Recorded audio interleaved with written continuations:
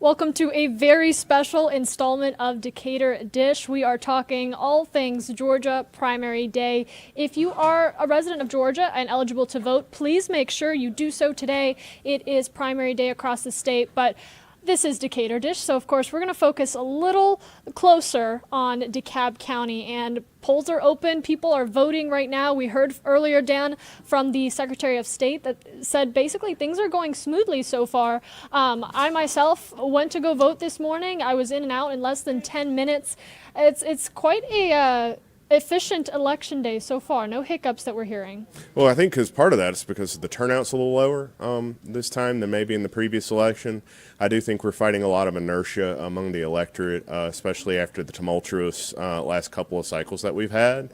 But I have not heard of any specific hiccups. I've heard of some small things. People got redistricted into different maps and such this year.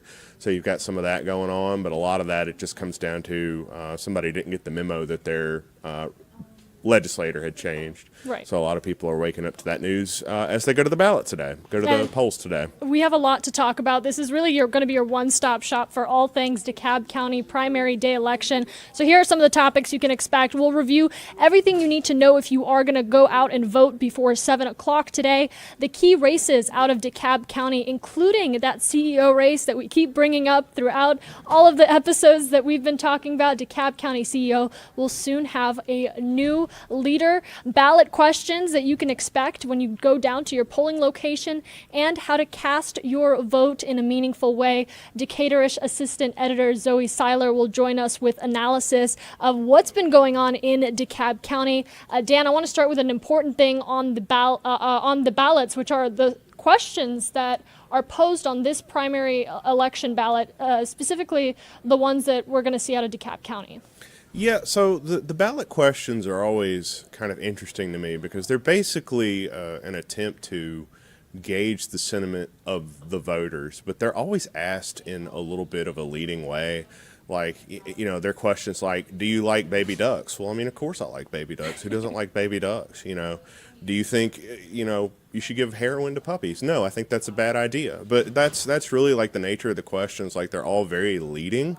And they don't really amount to much, but usually you can kind of read the question, you know, it's like, do you support environmental policy? Well, sure I do. Do you think, you know, guns should be restricted? Well, you know, if you feel a certain way about guns, then of course. But the ballot questions seldom have much more of an impact beyond polling, and I don't know how closely people read them. And let's not forget, this is a Democratic primary. Right. So some of the topics I have here, well, you mentioned actually gun safety, clean energy, reproductive abortion, education, some of the other ones, affordable housing, Medicaid expansion, sports betting is... Sports betting. Just something that keeps coming up every single election, politics cycle. We talked about it greatly during Sine Die, and redistricting. That is something that I actually wanted to talk to you about. That is really has been a conversation within DeKalb County on how they're going to approach this. Well, it's been a huge impact this year on this year's election. There are legislators who all of a sudden have an entirely new district, except for like the house that they live in, that they're having to cater to this year. You know, Sarah Draper, Becky Evans are having to square off against each other in an election this year, two Democratic incumbents. It's been a tumultuous year. I got new legislators this year. Carla Journer is my rep now. Nikema Williams is my rep now. It used to be Hank Johnson and I believe Mary Margaret Oliver. I'm not 100% sure on that. So yeah, it's been a big deal for especially for the legislative races. And look, we're going to get into a lot of this. Zoe Seiler, as I mentioned, is going to join us here in a moment. But first, let's go to our chief investigator, Brendan Keefe, on what you need to know before you head out to your polling location. Countdown to voting time, your questions asked and answered in 60 seconds. Where do I cast my ballot? Sounds like a simple question, but the answer may not be that easy. You may have voted in this same spot for the last several elections, but don't be surprised if the location has moved to the other side of your neighborhood, even if you've stayed put. Polling places can change from one primary to the next, or even from the primary to the general election. So how do I find out where to vote? It turns out the answer is easy, and it's already on your phone. Just Google the My Voter page or You can point your web browser to mvp.sos.ga.gov. Then enter your first name, your last name, your date of birth, and then scroll to the polling information section. You can then get the precise location for this election. Counting down to the election, I'm Brendan Keefe, Atlanta News First Investigates.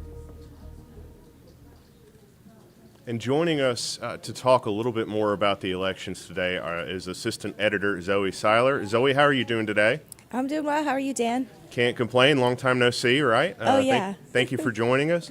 So I want to talk first about early voting, because that is such a critical part of what we do here in DeKalb County, and it's definitely how we focus our elections coverage. What trends are you noticing in early voting this year? Yeah, I think early voting is going well so far. We had about, let me get my numbers right, about 34,000 votes during early voting.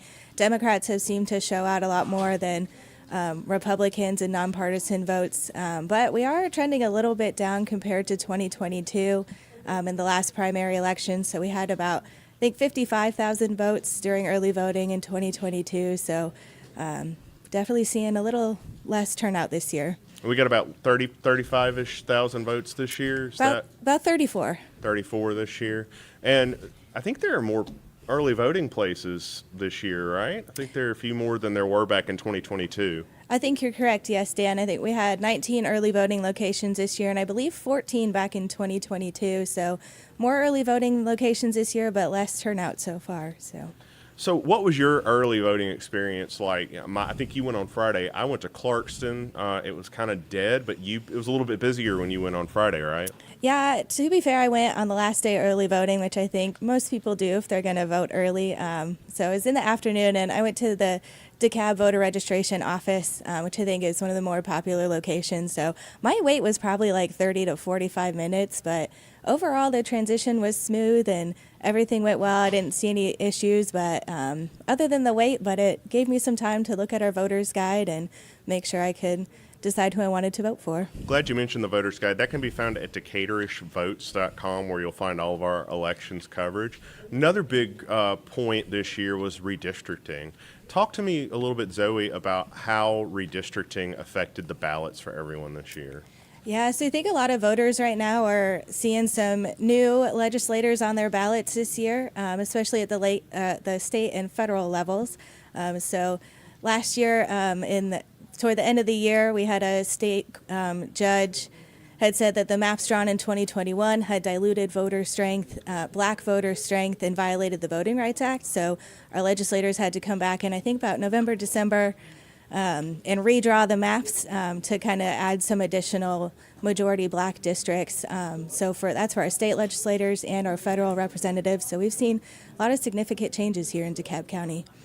So we're also going to have a lot of interesting races as a result of that. I know the ones that I'm watching personally are the DeKalb County CEO race, where you've got two former county commissioners, one current county commissioner. The school board seats, something I'm always paying attention to, which are going to be decided in this election because it's nonpartisan, but it'll be on everybody's ballot. And then there are going to be some county commission races. Actually, my county commissioner is going to be decided in this election as well in District 4. What elections are you watching this year? Yeah, I've been kind of following some of the legislative races so far. So we have State Senator Elena Parent has a challenger this cycle, Nadine Thomas. So early on, Nadine had a challenge to her qualification due to some unpaid taxes. So we spent some time covering the hearing when that happened, and she ended up still being qualified to run. But that's been a tough election so far, so it'll be interesting to see how that turns out. Same thing, a little bit for Senate District 41, Senator Kim Jackson. She had a challenger, but she ended up the challenger ended up being disqualified due to her residency. So Tyon Fields will be on the ballot, but any votes for her will not count since she was disqualified. And then, as you mentioned earlier, Syra Draper and Becky Evans, two Democratic incumbent representatives, will be facing off for House District 90. So during redistricting, they got drawn together. So Becky Evans was representing District 89. Syra Draper is the incumbent for District 90, but now they are both in 90. So it'll be interesting to see how that turns out. How are candidates navigating these new maps? Do you have any sense for that? I feel like that they're really having to do a lot more door knocking and then advertising than maybe they've done in previous elections. Yeah, I think so. I've seen, at least on social media, I think a lot of them are out knocking more doors and just trying to get the word out there. We've covered some legislative town halls and other forums throughout this election cycle. So I think the candidates are just trying to get out there as much as they can and get to know their new districts. So a lot of them changed quite a bit. Another one just affecting Decatur specifically was Representative Mary Margaret Oliver. So she now represents like 3/4 of Decatur. She picked up Winona Park during redistricting, and her district now, she lost Emory, but she now goes down towards Stonecrest. So she's got a challenger this cycle too, I believe. So they're just out trying to get to know their new districts. Getting back to the Nadine Thomas and the Elena Parent race, that's interesting too. Now, Nadine Thomas, I believe, was a state senator a few years ago, right? And then she left for whatever reason, and now she's back. So on her website, she says re-elect, but she's not the incumbent in that race, right? No. So technically, Elena Parent would be the incumbent in that race. So the district number did change from 42 to 44. But for all intents and purposes, we've considered Elena the incumbent. Well, let's talk about the county races for just a sec. So we got the Robert Patrick, Andy Yeoman race. Sarah Amos has done a lot of great reporting on that race. Andy Yeoman is running against, Andy Yeoman's a former Doraville City Council member. He's running against Robert Patrick, who's the incumbent District 1 commissioner. That covers Dunwoody and North DeKalb, that area. And after he qualified, Andy Yeoman was arrested on charges of driving under the influence. He had a court date. He pleaded not guilty. There's been a lot of back and forth about that and what it means. So that's a real interesting race right there, just for all of the scuttlebutt that's involved. The CEO race is one that I'm really interested in because the turnout being low is going to have an effect, I believe, on that race. You've got Steve Bradshaw. I think in my gut sense of it is he has a lot of support broadly from North DeKalb. And then, really it's going to be a fight for all of those voters in South DeKalb between him, Lorraine Cocker-Johnson, and Larry Johnson. How important is turnout in a local election like this, Zoe? I think turnout is extremely important in a lot of these local elections. So while some people may not necessarily think their vote counts, I think it really comes down to just a handful of votes in some of these local elections. We saw that, I believe, a couple years ago when Michelle Long Spears was elected to the county commission. They had a hand recount after that, and it was just a small amount of votes that really was the difference between her and her challenger at the time. So turnout is so important in these local elections. Her challenger was Marshall Orson at the time. He was a school board member who had left to run for that seat. And I remember that very, very well. The issue with the recount was there was a candidate in that race who had dropped out, and it caused a balloting error, not without getting too deep into it. So interesting things can happen, and as Zoe pointed out, just a handful of votes can make all the difference. Zoe, we hit on this earlier, but let's tell our viewers again, what do they need to bring with them when they go vote? How can they go vote today? Yeah, absolutely. Polls will be open until 7 p.m. today. So as far as I know, you just need to kind of bring your ID and just show up to the polls, and you'll get a piece of paper to fill out when you get there. But just make sure you have your form of identification and head out to the polls today.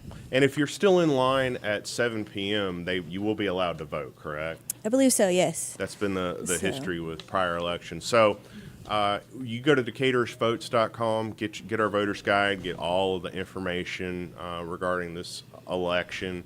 You're going to be able to follow live election results on Decaturdish.com tonight. SupportYourLocalNews.com is a great way to support our team as we go through this election coverage. And a great way to support our media partners is to download the Atlanta News First Plus app. That's free. You can get episodes, this episode of the Decatur Dish, all previous episodes. We tape the Decatur Dish every Tuesday at 12:30. We stream it on ANF Plus, and next Tuesday we're going to have an episode focused on mental health, which is a really important topic as well. So we hope you'll join us. Until then, we'll see you next week, and have a great week, and go vote, everybody.